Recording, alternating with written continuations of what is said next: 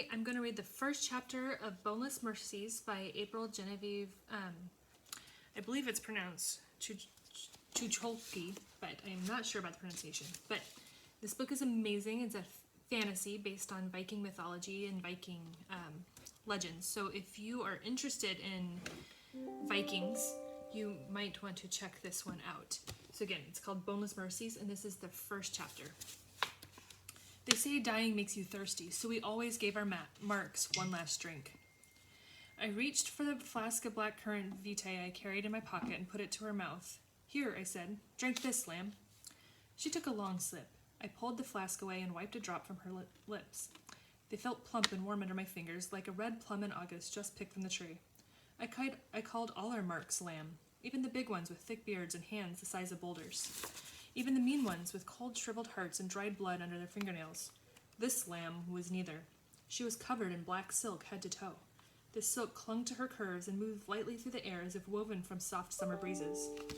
I wanted to touch it. I wanted to wear it. But our thick vorse wool and furs and leather kept us warm, but they were utilitarian and plain next to her delicate dress. You're from Iber. Runa stared at the woman's clothing as well. The woman nodded.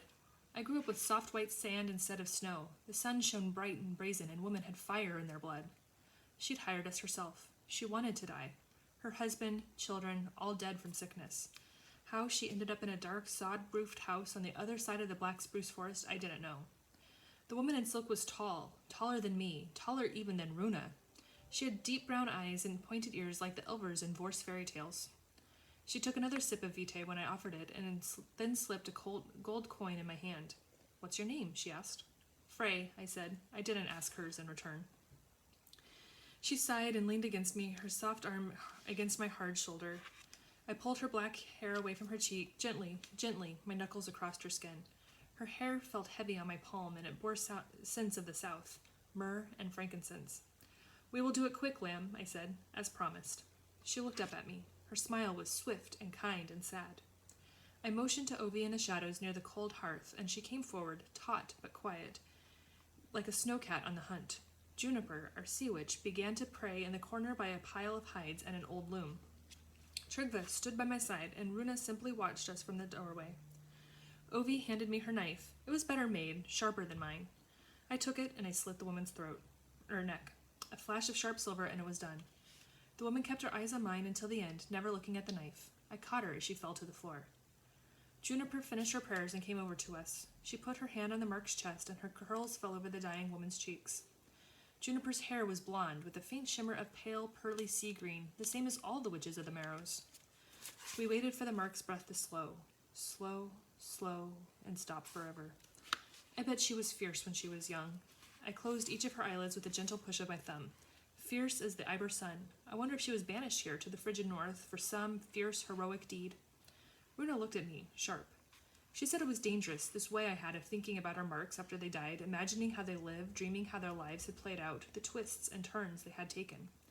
She said all that dreaming was either going to get me into trouble or turn me soft. Runa wasn't soft. She would have made a good mercy leader. She could have gone off and started her own mercy pack. Though, when I admitted this once to Juniper, she just shrugged and said leadership took imagination as well as strength. Runa stood then and began to explore the cold, empty house. I knew she was looking for food and clothing and weapons. I caught her halfway down a shadowed hallway leading to more dark rooms, old bearskins hanging in the doorways. Leave it, Runa. The job is done. Let's get out of here. She glared at me, mouth tight above her pointed chin.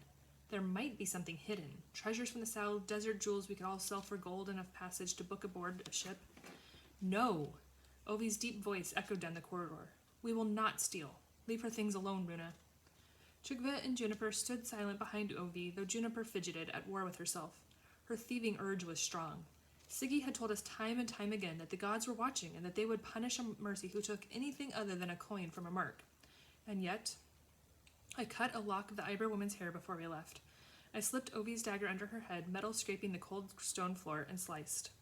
Runa had taken things in the past from our marks, simple, useful tools. She kept a strong coil of hemp rope in her pack and all sorts of stolen odds and ends, strips of leather and metal hooks and pieces of old wool and vials of potions and tonics.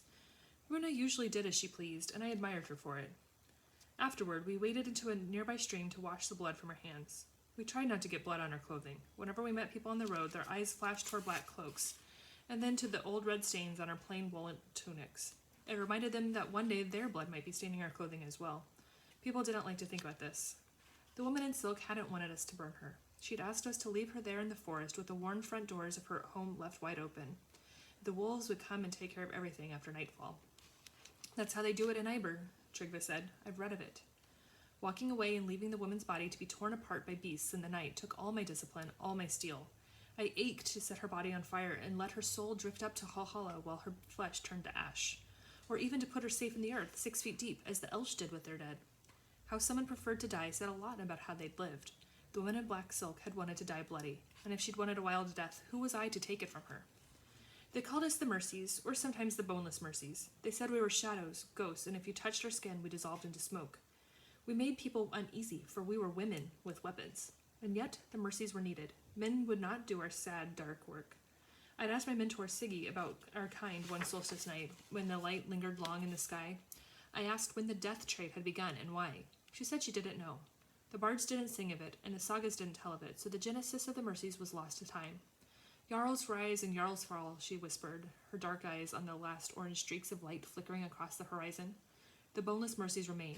We have roamed Vorsland since the age of the Witch War Chronicles, perhaps longer. We are ignored and forgotten until we are needed. It has always been this way. She paused. It is not a grand profession, but it is a noble one. I didn't answer, but she read my thoughts. This isn't a bad life, Frey. Some have it much worse. Only fools want to be great. Only fools seek glory. And this is the first chapter of Boneless Mercies.